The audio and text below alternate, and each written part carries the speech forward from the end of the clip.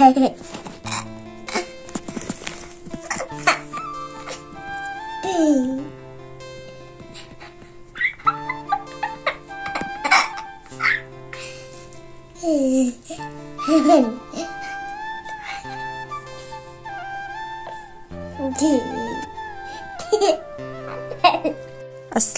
আলাইকুম, সবাই কেমন আছেন?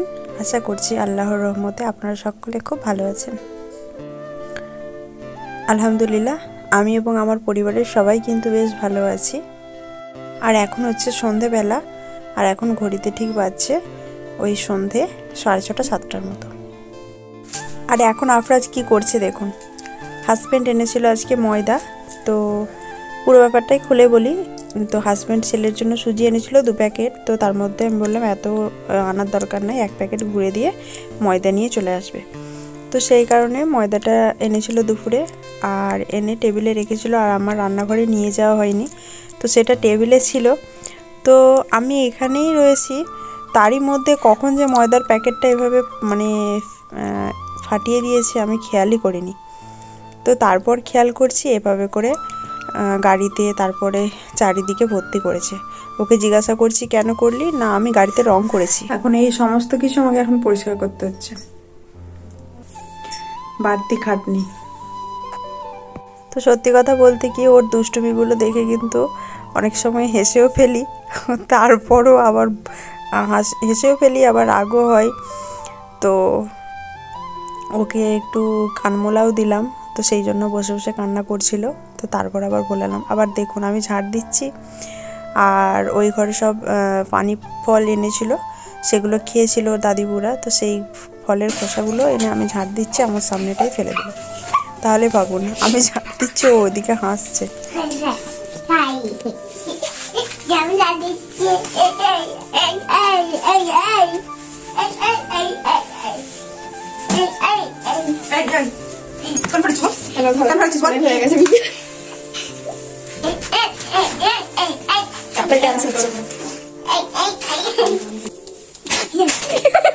দিয়ে দিয়ে দেবো, কেন্দ্রে মরে যাবি। ময়দা মুখ আবার তাকাইছে, ড্যাব ড্যাব করে তাকাইছে, ড্যাব ড্যাব করে তাকাইছে। কেন্দ্রে মরে যাবি। কেন ফেলেছিল বলো? ওগুলো ফেলতে আছে মা, ওগুলো ময়দা রান্না হবে। তুমি এদিকে তাকাও, ওগুলো তো রান্না হবে, রুটি খাও। তাহলে তুমি ময়দাটা যে ফেলে দিলে, তাহলে কিভাবে রুটিটা খাবে? কি হু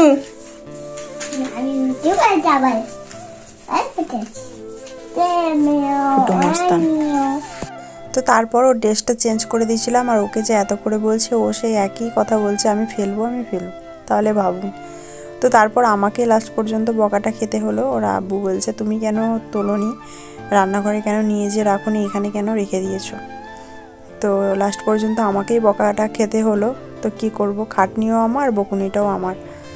তো চলুন, এটা হচ্ছে তার পরের দিন সকাল থেকে। তো সকালে ঘুম থেকে উঠেই চলে এসেছি রান্নাঘরে, আর রান্নাঘরে এসে থালা বাসনগুলো সব মেজে নিলাম।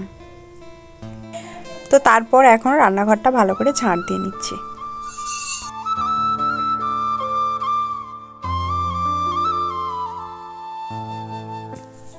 আর আমার রান্নাঘরের বেসিনটা যেহেতু ছোট, সেই কারণে থালা বাসন ধুতে গেলে একটু সাইডে পানি পড়ে, সেই জন্য ঘর মোছাটাই করে এভাবে করে একটু মুছে নিই।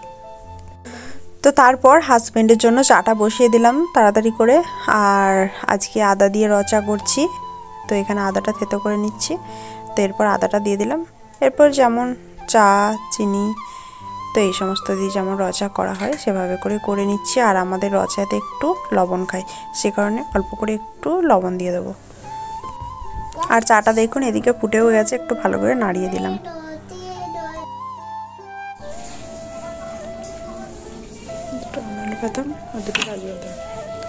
খেয়ে 1 গ্লাস পানি খাবো। হাজব্যান্ড ব্রাশ করতে গেছে, ব্রাশ করে আসুক, তারপর একসঙ্গে চাটা খেয়ে নেব। আর ছেলে এখনো ওঠেনি, ছেলে ঘুমোচ্ছে। তো এখন চলে এসেছি রুমে, আর রুমে এসে রুমের জানালাটা মুছে নিচ্ছি, দরজাটাও মুছবো, আর রুমটাও ভালো করে মুছে নেব। আর আমি প্রত্যেক দিন সকালে চেষ্টা করি 2টো করে আমন্ড বাদাম আর 2টো করে কাজু বাদাম খাওয়ার, খেয়ে 1 গ্লাস পানি খাওয়ার। তো সবসময় সময় হয়ে ওঠে না, তো ওর আব্বুকেও দিই, আফরাজের আব্বুকেও দিই, আর আফরাজকেও দিচ্ছিলাম। তো ওর শরীরটা খারাপ হওয়ার পর থেকে আর দিইনি, এখন কিছুদিন বন্ধ রেখেছি। তো আর কিছুদিন যাক, তারপর থেকে দেবো। তো খেজুরটা নাই, খেজুরটা থাকলে খেজুরটাও খাই তার সঙ্গে। তো এভাবে কিন্তু ড্রাই ফ্রুটস খাওয়া সকালে তো ভালো। তো তার সঙ্গে একটা করে ডিম সেদ্ধ খাওয়াও কিন্তু ভালো। তো ডিম সেদ্ধটা খাচ্ছিলাম, ডিমটা শেষ হয়ে গেছে, সেই কারণে এখন আজকে আর করলাম না। তো ও আফরাজের আব্বুকে বললাম যে ডিমটা এনে দিও, ডিমটা শেষ হয়ে গেছে। আর সকালের দিকে আমি সোয়েটার পরেছিলাম, চাদর পরেছিলাম। তো তারপরে একটু বেলা বাড়তে একটু শীতটা একটু কম লাগছিল, তার জন্য একটা পাতলা চাদর গায়ে দিয়েছি। আর আপনারা যারা আমার ভিডিওটি প্রথম দেখছেন, আপনাদেরকে অনেক অনেক অনুরোধ রইল আমার ভিডিওটি সম্পূর্ণ দেখার জন্য। প্লিজ আপনারা আমার ভিডিওটি স্কিপ করে দেখবেন না। আশা করছি আপনাদের একটু হলেও ভিডিওটি ভালো লাগবে। আর আপনারা যারা আমার ভিডিও সবসময় দেখেন, আপনাদের সকলকে তো অসংখ্য অসংখ্য ধন্যবাদ জানাই। আর কি করব বলুন, এদিকে ভয়েস দিচ্ছি আমি, আর এদিকে ছেলে খেলা করছে। আর ড্রেসিং টেবিলটাতেই খেলা ওর সবসময়। তো ড্রেসিং টেবিলে জিনিসপত্রগুলো ফেলছে তুলছে, সেই কারণে একটু সাইডে সাউন্ড পাবেন। তো আপনারা একটু প্লিজ মানিয়ে নেবেন। তো তারপর দরজাটাও মুছে নিলাম, আর এদিকের জানলাটা এখন মুছে নিচ্ছি। এই দিকের জানলাটা খুললেই কিন্তু আমার রান্নাঘরটা দেখা যায়, আর খাটের মাথার দিকেই রয়েছে এই জানালাটা। তো আমার রুমের জানালাগুলো জানেন তো মানে উল্টো পাল্টা হয়ে গেছে। তো যেটা রুমের যেটা তাক, তো সেই তাকের কাছটা যদি ওই জানালাটা হতো তাহলে বেশ ভালো হতো, হাওয়াটা খেলতো। তো দুটো জানালাই কিন্তু ঘরের দিকে হয়ে গেছে, সেই কারণে এই ঘরটা কিন্তু গরমের সময় গরম আর শীতের সময় ঠান্ডা। তো দুদিকেই কিন্তু সমস্যা। মানে গরমের সময় কি হয়, জানালাটা খুলে দিলে হাওয়াটা মানে রুমের সঙ্গে পাস করলে তাহলে কিন্তু রুমের যে গরম মানে রুমটা অতটা গরম হয় না। আর শীতের সময় জানালাটা দিয়ে একটু যদি রোদ আসে তাহলে কিন্তু রুমটা বেশ গরম থাকে। তো দুদিকেই সমস্যা, কি আর করব বলুন। তো চলুন বন্ধুরা, জানালাটা তো মুছে নিলাম। তারপরে এই কাঁচের ওই রিমোট রাখা হয়, এসি রিমোটটা রাখা হয়, এটা ওটা রাখা হয়, তো ওটাও মুছে নিলাম। তো তারপর এদিকে আমি বোর্ডটাও ভালো করে মুছে নিলাম, আর খাটটার মাথাটাও ভালো করে মুছে নিলাম। তো তারপর এখন রুমটা ভালো করে মুছে নিচ্ছি। আর আজকে ঘরটা বসেই মুছছি। তো বসে ঘর মুছলে কি হয়, ঘরটা কিন্তু খুব সুন্দর ক্লিন হয়। আর দেখবেন আপনি কিছুদিন বসে ঘর মুছবেন আর ঘর মোছাতে ঘর মুছবেন, তাহলেই চেঞ্জটা দেখতে পাবেন যে বসে ঘর মুছলে কী চেঞ্জ আর ঘর মোছাতে ঘর মুছলে কী চেঞ্জ। ঘর মোছাতে ঘর মুছলে না এই মানে সেরকম মানে গ্লেজটা আসে না, যতটা বসে ঘর মুছলে যে গ্লেজটা পাওয়া যায়। আর আমি ঘরটা মোছার সঙ্গে সঙ্গে ডেটোগুলোও মোছার চেষ্টা করি, কেননা ঘরটা পরিষ্কার করবো আর ডেটোগুলো নোংরা হয়ে থাকবে, সেটা কি দেখতে ভালো লাগে বলুন। তো সেই কারণে ডেটোগুলোও মোছার চেষ্টা করি।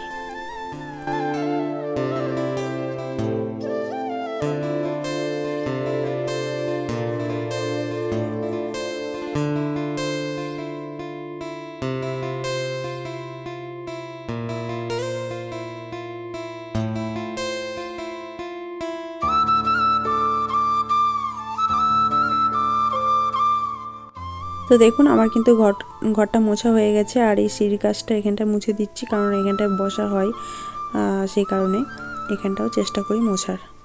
আর একটা ভাবি এসেছে আমার কাছে ব্লাউজ নেবে বলে, তো তারপর ব্লাউজ নিল আর একটা শাড়ির আঁচল সেলাই করতে দেবে বলল, তো সেটাই দিয়ে গেল। তো তারপর বসে পড়েছি কাচতে। আমার সেরকম কিছুই নাই, সবই কিন্তু ছেলের।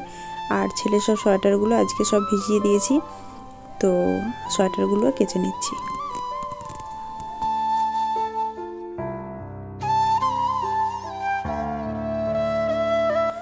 আর এদিকের কাজগুলো করতে গিয়ে আজকে দেরি হয়ে গেছে, তো সেই কারণে তাড়াতাড়ি করছি, কারণ ছেলের এই সোয়েটারগুলো সকালে না আমি মেললে শোকাবে না, আর ছেলেকে পরাতে পারবো না, সেই কারণে। তো একটা হালকা সোয়েটার রয়েছে, সেটা শুকিয়ে যাবে, সেটা শুকিয়ে গেলেও আমি পরাতে পারবো, এগুলো না শুকালেও চলবে, একটা শুকিয়ে গেলেই যথেষ্ট। তো সেই কারণে তাড়াতাড়ি করে ধুয়ে নিচ্ছি। তো তাড়াতাড়ি করে ছাদে মেলতে পারলে তারপরেই আমার শান্তি। তো দেখুন বন্ধুরা, আমার কিন্তু ছাদে এসে সমস্ত কিছু মেলাও হয়ে গেছে। তো তারপর চলে এসেছিলাম রান্নাঘরে, আর রান্নাঘরে এসে এখানে ছেলের জন্য করেছি 2টো রুটি আর সাদা আলুর তরকারি।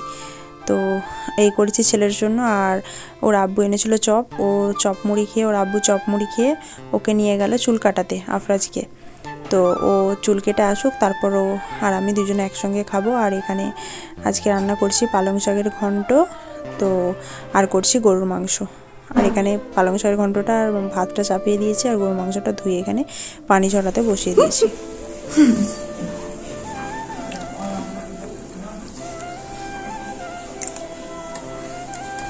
আমি রুটি খাচ্ছি আর আপনার যেখানে আমার মুড়ি খাচ্ছে, তাই তো। আর আমি আপনাদের রুটি খাচ্ছি। ব্যাপারটা কেমন হলো? ব্যাপারটা কেমন হলো? ব্যাপারটা উল্টো হয়ে গেল তো।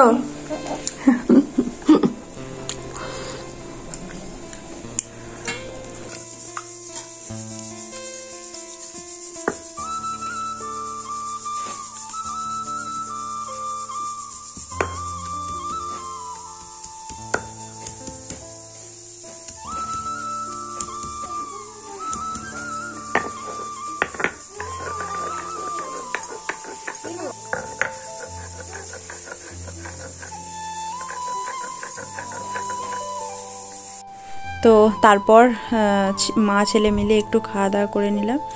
আর এখানে আদা রসুনটা বেটে নিচ্ছি গরু মাংসের জন্য। তো আদা রসুনটা বেটে গরু মাংসটা বসিয়ে দেবো। যেহেতু মিক্সিটা খারাপ হয়ে গেছে সেই কারণে শিলনোড়াতে বাটতে হচ্ছে। আর তাছাড়াও শিলনোড়াতে বাটতে একবার ভালোও লাগে। আর এখানে দেখুন পেঁয়াজটা লাল হয়ে গেছে। আর আমি এখানে তেলে তেজপাতা দিয়েছিলাম ফোড়নে, তারপর পেঁয়াজটা দিয়েছিলাম। পেঁয়াজটা লাল লাল হয়ে যাওয়ার পর মাংসটা দিয়ে দিলাম। তো তারপর আদা রসুনটা দিয়ে আর অল্প করে নুন দিয়ে ভালো করে কষিয়ে নিচ্ছি। যতক্ষণ না আদা রসুনের স্মেলটা যাচ্ছে ততক্ষণ ভালো করে কষিয়ে নিচ্ছি। তো আদা রসুনের স্মেলটা চলে গেলে তারপর ভালো করে মশলাগুলো দিয়ে কষিয়ে নেব। আর ওদিকে যতক্ষণ মাংসটা কষানো হচ্ছে ততক্ষণে আমি ভাবলাম যে এদিকটা একটু ভালো করে ক্লিন করে নিই। যে রান্নাগুলো হয়ে গেছে সেই রান্নার হাঁড়িকুড়িগুলো এদিকটায় রাখা যাবে, সেই কারণে। তো রান্না করতে করতে একটা কাজ সেরে নিলে আমারই সুবিধা, তাই না? আর আমি যদি রান্না করতে করতে ভাবি যে না একটু বসে থাকি, ওটা হচ্ছে তারপর করব, তাহলে আমারই দেরি। তো সেই কারণে আমি চেষ্টা করি একটা কাজ করতে করতে আরেকটা কাজ শেষ করার। যদি সেই কাজটা করা যায়, এমনই কোনো কিছু যদি করি, হয়তো সেটা কাজটা করতে করতে আর অন্য কিছু কাজ করা যাবে না, তাহলে হয়তো হবে না। কিন্তু যে কাজটা করতে করতে আরেকটা কাজ করা যাবে সেই কাজটা কিন্তু আমি করে ফেলি। আর এইদিকে কিন্তু প্রেসারে ছেলের জন্য একটু গরুর মাংস জাল দিয়ে নিচ্ছি। তো জাল দিয়ে ওই ঝোলটা দিয়ে ওকে একটু ভাত খাওয়াই, ও কিন্তু ভালোবাসে খেতে, সেই কারণে। আর যেহেতু মাংসটা হতে এখন দেরি হবে, তো সেই কারণে এটা যতক্ষণ হচ্ছে ততক্ষণে ছেলেকে গোসলটাও করিয়ে দেবো।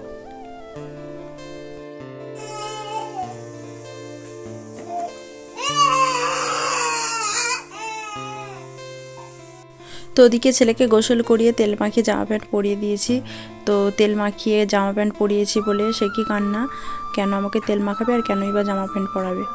তো মাংসটা কষানো হয়ে গেছে, একটু ঝোল দিয়ে দিলাম, একটু পানি দিয়ে দিলাম, ফুটে গেলেই কিন্তু হয়ে যাবে।